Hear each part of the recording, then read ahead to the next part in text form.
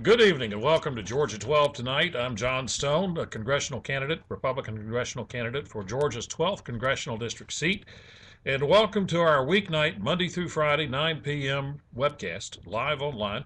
Happy to take your questions and comments if you'd like to participate with the show at john@johnstoneforcongress.com. The email address again, john@johnstoneforcongress.com, or participate with either Facebook or Twitter and join us live online. We've had a good day today, a lot of political news and a lot of calls and comments today and conversations about some of the hot issues facing our district and our country. Number one issue today has been the Heritage Foundation effort with Representative Mark Meadows to defund Obamacare and find out which members of Congress are willing to stand up in this year's budget battles and say, we're not funding this monstrosity of a health care bill. As most of you know, and as most of you voted, if you're watching this and you're a conservative voter and voted Republican in the last several elections, this was a key issue in why the House returned to Republican hands in 2010 with the help of the Tea Party and other conservatives around the country. It's a key reason we kept the House in 2012. The last public poll across the board, Democrats and Republicans, said that 57% of Americans would like to see Obamacare halted. And yet we have a Congress and we have a president that doesn't seem to want to stand up and do that. Of course, the president doesn't, the Democratic Senate doesn't. But the real question we have in the House is, does the Republican-controlled House have the ability, have the fortitude to block funding of this horrible health care law that looks to undermine the health care system of the country? Already UPS yesterday, for those of you, I know many of you saw it on the news, said we're unfortunately, due to the increased cost from Obamacare, are having to cancel health insurance for 15,000 people. Other employers around the country are doing the same. It's driving the cost through the ceiling, and the plan's not ready to put into place yet. So the question, will we have the fortitude to do it? Well, today, starting in Fayetteville, Arkansas, there was a great news conference put on by Heritage Action, which is a branch of the Heritage Foundation, with former GOP Senator Jim DeMint leading the charge and calling for members of Congress to sign on to the letter by Congressman Mark Meadows from North Carolina, demanding that leadership put a halt on funding for Obamacare. Now, this is an effort, I think, that really divides a lot of people in the conference. There are some good people in the Republican Party who think that we cannot block Obamacare, that a government shutdown over funding would hurt the party and decrease our chances for success in 2014, and don't want to support it. Other conservatives, like myself, believe this is an issue. This is a key historic issue in which we as conservatives have to stand firm and say no. And if it shuts down the government, so be it.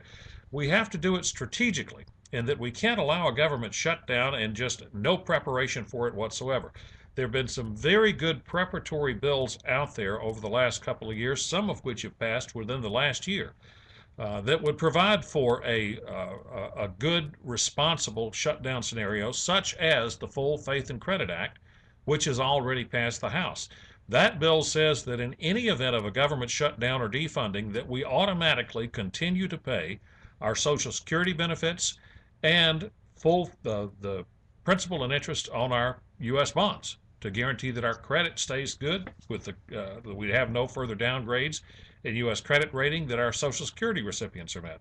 There have been other bills introduced that would guarantee we continue payments to U.S. military and federal law enforcement. These are good measures that need to be in place so that we can pursue a responsible shutdown if necessary for the House to exert its will on funding measures, which is its constitutional authority. So we need to have those things in place, but we also need to be able to stand up. To put those things in place means we have to have the majority of our Republican conference in agreement that that's where we're going, so that we put those things in place and stand by those pieces of legislation that allow us to have a responsible shutdown. There's the question in Washington. I would sign on to the Mark Meadows letter were I there today. I think this is a sharp dividing point. Today I've talked with several other conservatives and said, you know, we need not just for the current members to say where they stand on this issue so we, the voters, will know.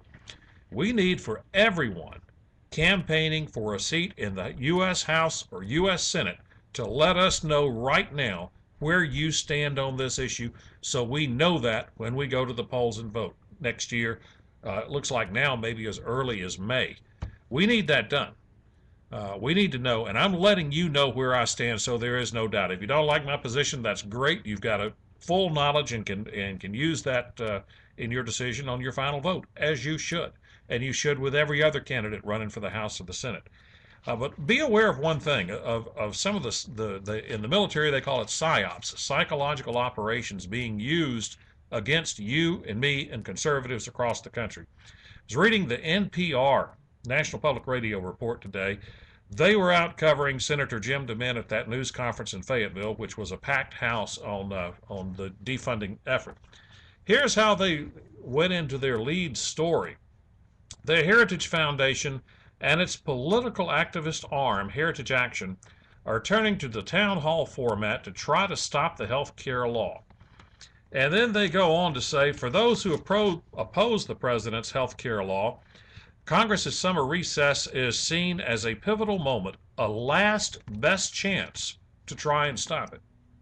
Last best chance. As though somehow, if we can't stop it this summer, that it's impossible for Congress to come back and pass another law. Now, this is psychological operations to demoralize the opposition, which is us, who want a free market healthcare system. Yeah, there's some things we need to correct in our healthcare system and have for some time. One of those, in my opinion, is the ability of people with pre-existing health conditions to be able to access affordable health insurance. These are folks who are saying, hey, I'll pay my own policy. I have the money to pay a reasonable premium for a health care policy. I would like to buy one, but because I have a pre-existing condition, no one will cover me, or else they want to set the premium so high that they're absolutely unaffordable. Well, I'll tell you, I'm 57 years old, and for most people over 40, you've got a pre-existing health condition. I don't care who you are. You've got something. You had your appendix out, you've got diabetes, you've whatever. You've got some sort of medical complaint that now jacks your health insurance rate up or puts you in the uninsurable column.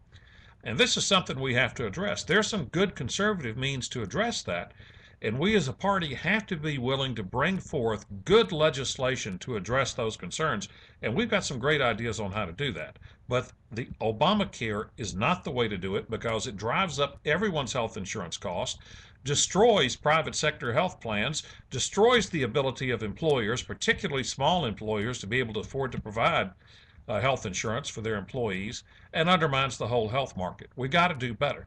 But the liberal press would have you believe unless we win this fight by October the 1st, it's over forever and it can never be addressed again. That's absolute poppycock. If we don't get this done, and I believe that we're not going to get it done this year. I think we're going to have a great fight. We're going to find out where the various parties stand on this issue, both within our party and outside our party. And I think the fight's going to continue, and with the new Congress that wins election in November 2014 and is sworn in January 2015, I think it'll be that Congress, which I hope to be a member of, that will determine what we ultimately do with Obamacare, how we go about repealing it, and what responsible health care reforms we replace it with. Because we do need reforms, and we do need to address some of these issues, and we've got some great ways to do it. But don't let them kid you. Don't let them tell you that it's the law. And it's particularly ironic to me, almost humorous, that we hear the left now telling us on Obamacare, hey, you guys, you lost. Get used to it. Live with it. You've lost. You've got to respect the law. Well, we've got to respect the law the same way the Obama administration has respected our immigration laws. We've got to respect this law the same way the Obama administration has respected contempt of court orders against them for blocking drilling in the Gulf. We've got to show the same respect for this law as the Obama administration has shown for the laws of Arizona and all the other states they've tried to block in the federal courts. We have to stand up and fight. It's a bad law. It needs to go. We need to stand against it at every turn. We need to make every attempt to block it at every turn until we win. That's the respect for the law I have. So, and that's the respect we need to show for this law. So I get a little tickled at that. Second thing happened today. We had a federal court in Wisconsin rule that the Freedom from Religion Foundation, which is, pardon the cat here, For those of you tuning in, as I've mentioned many times, this is not a canned broadcast. This is from my office at the end of the day, and there are various little technical snafus that pop up from time to time, such as Nicholas, the one-eyed cat, jumping up and deciding to walk across my desk while I'm speaking. And occasionally you'll see the bird dog stick her nose in here and try to get into it too. So this is not canned. There's no teleprompter. I'm talking just like I would talk to you in our living room, and it's a chance for us to have open discussion of the issues facing our country. But the Freedom from Religion Foundation has sought a suit in federal court for the right to sue the IRS, to force the IRS to go after churches in which the ministers stand in the pulpit and make a statement that can be seen as supporting or endorsing or opposing any particular candidate. So they're seeking the right to force the IRS to enforce the law against churches and against ministers. I think we have something called freedom of religion. We also have freedom of speech. I think any minister should be able to stand in the pulpit and say whatever they darn well please that they think their congregation needs to hear without fear of the federal government or the IRS being involved in any way. Now, keep in mind, this is the same IRS that we found out was just persecuting Tea Party groups across the country because of their political beliefs. We're heading into an area in which we have a far left federal government persecuting traditional Americans and people who believe in our country.